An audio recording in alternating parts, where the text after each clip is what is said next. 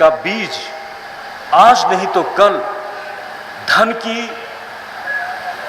जो वैभवी व्यवस्था है व्यक्ति को उसके प्रदर्शन में लगा देगा। और प्रदर्शन ही केवल हो, जैसे जैसे धन से मिलने वाले वैभवी साधन मिलते चले जाते हैं, इसी के साथ व्यक्ति की आकांक्षा भी बढ़ती चली जाती है। व्यक्ति की आकांक्षा का कहीं अंत नहीं आता।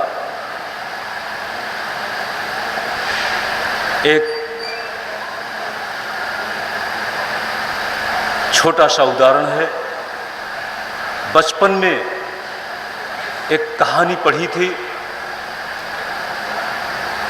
मत्स्यावतार के कथा प्रसंग को मैं समझता हूं आधार बना करके उस कहानी की रचना की गई होगी। कहानी सुन ले थोड़ा। एक मछली थी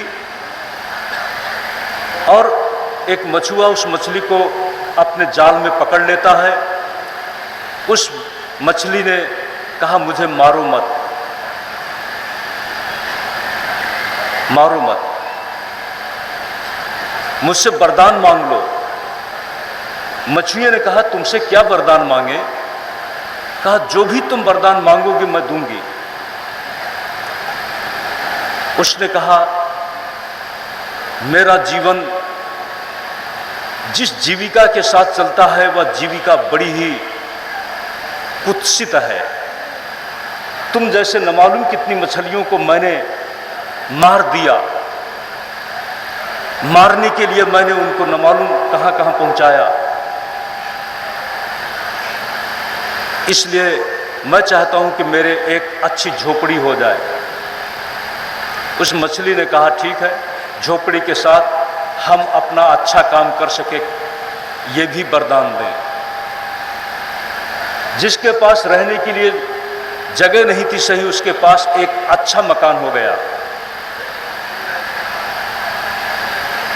घरवाली ने कहा, मकान ठीक है, लेकिन हमारे गांव का जो सरपंच है उसके जैसा अपना मकान नहीं है, उसके जैसे अपने पास साधन नहीं है। अरे वो मछली मिले तो फिर से दूसरा वरदान मांगो, हमको भी साथ में रख लेना, हम भी वरदान मांगते वक्त साथ रहेंगे। बड़ा मुश्किल है सज्जनों। मछली ने कहा था, जब मुझे याद करोगे मैं मिलूंगी। मछली मिली।